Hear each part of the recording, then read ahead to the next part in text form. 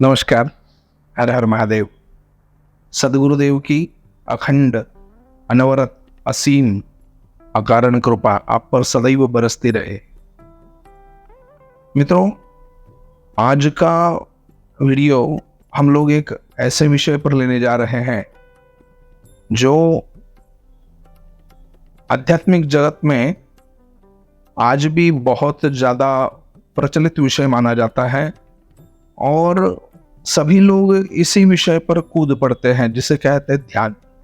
जी हाँ, मेडिटेशन।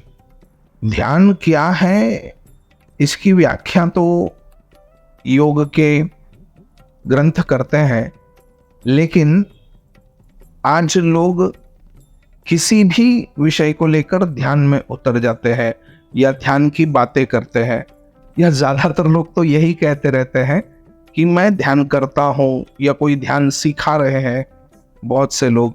लेकिन हकीकत यह है ध्यान की कि ध्यान कोई कर ही नहीं सकता। क्यों नहीं कर सकता? जैसे कोई स्कूल में जाए और वो ये कहे कि मैं रिजल्ट कर रहा हूं। रिजल्ट कोई कर नहीं सकता, रिजल्ट आता है ना। जो प्रतिफल है, फल को कोई बना नहीं सकता। फल आपकी क्रियाओं का परिपाक है। ठीक उसी तरह ध्यान जो है, मेडिटेशन जो है, वो करने की चीज नहीं है, आपकी सभी क्रियाओं का जोड़ है ध्यान। और जो ध्यान में एक बार प्रविष्ट होते हैं, फिर उन्हें ये कला आ जाती है कि वो हर समय ध्यान में रह सके। जब तक वो कला न आए तब तक कोई भी व्यक्ति अपने आप को ध्यानी कहने के ही योग्य नहीं होता। तो आज हम विषय लेंगे ध्यान। ध्यान है क्या? ध्यान किया कैसे जाए? ध्यान से क्या प्राप्ति हो सकती है? अब योग के अनुसार ही कहें तो ध्यान से पहले आपको धारणा शक्ति आपकी विकसित होना आवश्यक है। जब तक धारणा शक्ति विकसित नहीं होगी तब तक किसी का भी ध्यान के जगत में प्रवेश ही नहीं हो सकता। धारणा शक्ति क्या है? धारणा शक्ति किसी एक विषय में अपने आप को संपूर्णतः लगा देने की बात है, उसे कहते हैं धारणा। आप आरंभ से अंत तक उसी में रम जाओ, उसका नाम है धारणा। और जब आप उसमें रम जाते हो और वो रमण, वो आपका उसमें हमेशा बने रहना, जब एक विशेष स्तर पे आ जाता है जिसको हम सिद्धि कह सकते हैं, उस सिद्धि तक पहुंचने के बाद जैसे एक कच्चा आम एक विशेष स्थिति के बाद अपने आप पकने लगता है और पका हुआ आम बन जाता है, ठीक उसी तरह जब धारणा शक्ति पूरी तरह से पक जाती है और आप उसके सीमाओं को अतिक्रांत करने लगते हो, सीमाओं से आगे बढ़ने लगते हो, तब जो घटित होता है उसको ध्यान कहते हैं। अब आप कहेंगे कि ये हम कैसे करें गुरुजी, या इसमें कैसे उतरे? तो सबसे पहले आपसे ये कहूंगा कि ध्यान की जो दुकानें लगी है ना, उनसे अपने आप को हटा लीजिए। क्यों ये जरूरी है? सही ध्यान में ना पहुंचे तो कोई बात नहीं, गलत करके और ज्यादा नुकसान आप अपना कर लोगे। इसलिए डायरेक्ट मेडिटेशन सिखाने वाले, उनसे बच के ही रहिएगा। क्योंकि आजकल ऐसा हो चुका है, एलोपैथिकल अध्यात्म सब लोग दे रहे हैं। एलोपैथिकल अध्यात्म क्या है? आप कोई नियम मत पालिए, आपको जैसा रहना है वैसे रहिए, बस हमको पैसा देते रहिए और हम आपको ध्यान में उतारते रहेंगे। ऐसा कभी हो नहीं सकता, ऐसा हो ही नहीं सकता। और जब मैं ये कह रहा हूं नहीं हो सकता, तो जितने भी लोग वीडियो सुन रहे हैं वो अगर किसी ध्यान प्रक्रिया से, किसी तथाकथित गुरु से संबंधित है, तो सीधा सीधा हमसे उनकी बात आप करवा सकते हैं। हम किसी भी स्टेज पर आकर इस पे वार्तालाप कर सकते हैं, किसी भी स्टेज पर, कहीं भी। अब हम ये देखेंगे कि ध्यान में जाने के रास्ते कौन से बहुत सारे रास्ते हैं।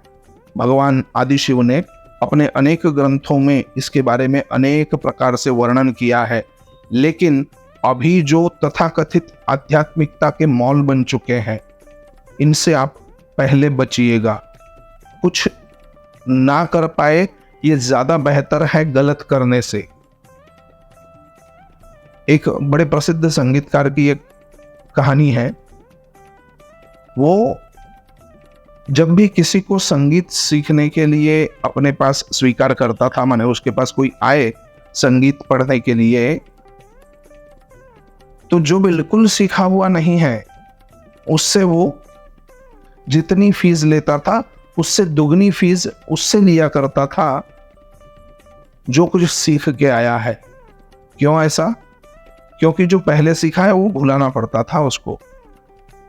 तो आज हम ध्यान में उतरने की एक प्रक्रिया केवल मैं आपको बता सकता हूं, केवल एक, इसलिए क्योंकि उसको मैंने अनुभूति के स्तर पर जिया है। और जब एक प्रक्रिया, ये ऐसा नहीं है कि आज मैं आपको कहूंगा और कल से आपका ध्यान हो जाएगा शुरू। इसमें कम से कम आप वर्ष तक, कोई को 6 महीने में, कोई को 2 वर्ष भी लग सकते हैं, इसका अभ्यास करेंगे तो निश्चित ही आप ध्यान के स्तर तक पहुंच पाएंगे। लेकिन याद रखना, ध्यान इस क्रिया के द्वारा प्रकट होने वाली वस्तु है या स्थिति है। यह क्रिया ध्यान नहीं है।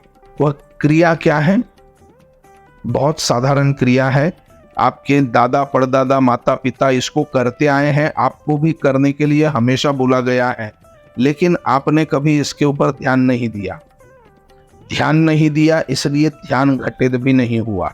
समझ रहे हैं ध्यान किसको कहते हैं? नहीं समझे हैं? आगे समझ जाएंगे, बस साथ में बने रहिएगा।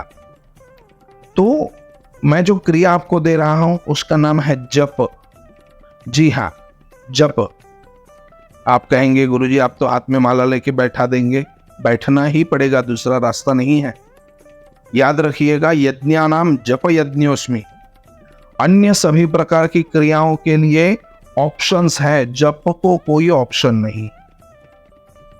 देवाधिदेव महादेव भी आपको जप की मुद्रा में दिखते हैं। उन्हें क्या प्राप्त करने का बाकी है भाई? जिन्होंने पूरे मंत्र शास्त्र का विस्तार कर दिया, उसकी रचना कर दी, जो सभी तंत्रों के मूल उद्गाता है, जो भक्ति मार्ग के परमाचार्य है, वे भी जप का अवलंबन करते हैं। और आज के तथाकथित वेदांती या नए आए हुए लोग वो जप को बड़ी हीनता से देखते हैं। ये हेय दृष्टि ही आपको दोष में डालती है। इसलिए मैं कोई मंत्र भी आपको नहीं बताऊंगा कि आप किस मंत्र का जाप करें, क्योंकि बाहर YouTube और WhatsApp इत्यादि ये ही यूनिवर्सिटी का रूप धारण कर चुकी है। और हम लोगों को YouTube वीडियो बनाने ही इसलिए पड़ रहे हैं क्योंकि बाहर बहुत ज़्यादा गलत चीज़ें बताई जा रही है। 20-22 साल के लड़के अपने आप को तंत्राचार्य घोषित करके तंत्र की ऐसी ऐसी चीज़ें बाहर बता रहे हैं जो शायद उनको भी सिर्फ पढ़ी हुई है, अनुभूति बिल्कुल नहीं। तो मैं आपको जप की प्रक्रिया केवल बताऊंगा। जिस भी मंत्र का, पहले तो आपको मैं जो मंत्र बता रहा हूं उसी का कीजिए। ये नाम मंत्र है। इस मंत्र को बताने से पहले आपको एक छोटी सी कहानी मैं बताऊंगा। देखिए, इस कहानी में एक शिष्य अपने गुरु से कहता है कि आप मुझे एक ऐसा मंत्र दीजिए जो सबसे शक्तिशाली होगा। अब गुरु देखते हैं कि ये आज ही आया है और अत्यंत शक्तिशाली मंत्र चाहिए, तो उसको कुछ दिन तक वो आश्रम के काम बताते हैं और उसको कहते हैं कि तुम्हें कुछ वर्ष यहाँ बिताने होंगे, तब मैं तुम्हें मंत्र दूंगा। शिष्य भी उनकी सुनता है, कुछ वर्षों तक वहां रहता है। फिर वो जाता है कि अब मुझे मंत्र दीजिए, फिर गुरुजी टाल देते हैं। 2-3 बार यह प्रक्रिया होती है। उसके बाद में गुरुजी उसको एक मंत्र देते हैं। अब आप उस मंत्र को यहाँ कुछ भी समझ लीजिए, जैसे खुल जा सिम सिम, बस यही मंत्र दे दिया समझने के लिए। अब वो लड़का बड़ा प्रसन्न हुआ कि गुरुजी ने हमें खुल जा सिम सिम मंत्र दे दिया। जिससे पूरा भाग्य चमक जाएगा। और फिर उसे कहते हैं कि अब आश्रम की दूसरी ओर जो दीक्षित साधक है या जो मंत्र का अनुष्ठान करने वाले हैं वो वहां रहते हैं, तुम वहां जाके रहो। तो जब वो वहां जाता है तो जो मंत्र उसे दिया हुआ है वही मंत्र सबके पास उसको दिखता है कि ये भी खुल जा सिम सिम, वो भी खुल जा सिम सिम। बाहर रोड पे जाता है उनको भी वो बोलता है खुल जा, तो सामने वाला बोलता है सिम सिम। वो सोचता है गुरुजी ने हमको ठग लिया। वो गुरुजी के पास जाता है और गुरुजी से कहता है कि आपने हमसे ये क्या कर दिया हमारे साथ, हमारे इतने वर्षों की मेहनत आपने ले ली मुफ्त में और हमको मंत्र भी नहीं दिया। फिर वो गुरुजी उसे अंतर के कक्ष में बुलाते हैं और उसे एक पाषाण, एक पत्थर देते हैं और उसे कहते हैं कि ये पत्थर लेके जाओ, इस पत्थर की बस कीमत पूछना, इसको बेचना नहीं किसी के पास। तब वो पत्थर लेके जाता है और बाहर लोगों से पूछता है, जैसे पहले एक धोबी से पूछता है, कपड़े धोने वाले भाई से, कि भाई इस पत्थर को खरीदोगे? धोबी देखता है इसका क्या करूंगा, ज्यादा से ज्यादा 10 रुपया दूंगा, पड़ा रहेगा यहाँ पे। दूसरे किसी किराना दुकान में जाते हैं, वो पत्थर को देख के ही भगा देता है। तीसरे और किसी दुकान में जाता है, कोई उसको 50 रुपया बोल देता है। ऐसे बोलते बोलते किसी धनिक के पास जाते हैं, वो देख के उसको बोलता है इसको करोगे क्या? इसी क्रम में एक जौहरी के पास वो जाता है, तो उस पत्थर को वो देख के बोलता है कि ये पत्थर तुमने कहाँ से लाया? इस पत्थर के हम तुम्हें 50 लाख रुपए दे सकते हैं। तो वो लड़का देख के अचंभित हो जाता है कि अरे ये 50 लाख रुपए दे रहा है। वो पत्थर वापस ले लेता है। फिर वो कहता है अरे नहीं बेचोगे क्या? बोले नहीं, मुझे और देखना है। तो वो जौहरी कहता है कि मैंने 50 लाख भी इसके कम ही बताए थे, यहाँ किसी को ये पत्थर मत बताओ। ये 2 राज्य छोड़ के तीसरे राज्य में जब जाओगे तो वहां का सबसे बड़ा जौहरी ये व्यक्ति है, इसको बताओ तो ये आपको इसकी सही कीमत दे सकता है। तब तक शिष्य थक भी जाता है, वो फिर से गुरुजी के पास आ जाता है और गुरुजी से कहता है कि गुरुजी ऐसी ऐसी बात हुई, किसी ने 5 रुपया, किसी ने 50 रुपया, किसी ने 2000 रुपए, किसी ने 50,000 रुपए, किसी ने 50 लाख बोले। इसी के एक ही पत्थर की अलग अलग कीमत उन लोगों ने बताई। तो गुरुजी ने अपने शिष्य से कहा कुछ समझे क्या बात हुई?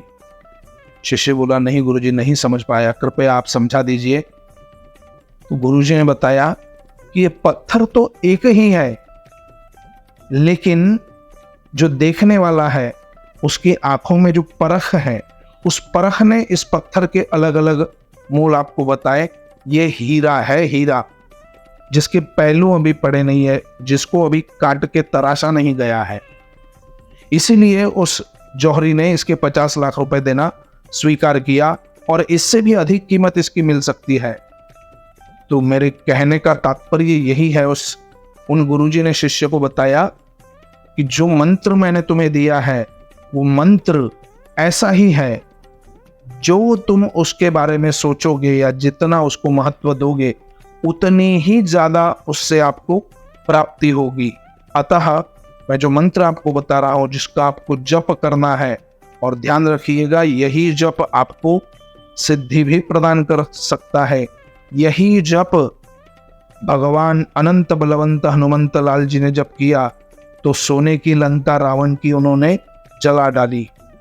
इसी मंत्र के प्रताप से छत्रपति शिवाजी महाराज जी के गुरु कहे जाने वाले समर्थ रामदास जी ने मुगलों के खिलाफ फौज को तैयारी करने का एक संकल्प उनके मन में जगाया। इसी मंत्र के प्रभाव से भगवान महादेव इतने पूरे संसार के अलग अलग क्रियाकलापों को झेलकर भी अपने ध्यान को अभंग रूप से रख पाते हैं और काशीवास में इसी मंत्र को वो तारक मंत्र के रूप में प्रदान करते हैं। यह मंत्र है श्री राम जय जय राम। मंत्र ठीक से समझ लीजिएगा, श्री राम जय जय राम नहीं, राम मो आधा अंदर ही नहीं दबा देना है, रामो श्री रामो जय जय रामो। 5 लाख तक जब इस मंत्र का आपका जप पूरा हो जाएगा तो यही मंत्र आपको ध्यान के उच्च शिखर तक पहुंचाने में संपूर्णतया समर्थ होगा। आगे हमारे ध्यान के शिविर आने वाले हैं। आशा करता हूँ आप में से कुछ लोग अवश्य इस मंत्र का पूर्ण जप करेंगे और ध्यान के उस जगत में हम लोग प्रवेश करेंगे जिसके बारे में बस सोचा जाता है, जिसके बारे में अनुभूति जन्य बातें लोग बताते हैं, लेकिन चखने का स्वाद कुछ अलग ही होता है। आशा है आप इसका अवश्य लाभ लेंगे। तब तक के लिए सावधान रहे, सतर्क रहे और अपने कल्याण के लिए नित्य प्रयत्नशील रहे। हर हर महादेव।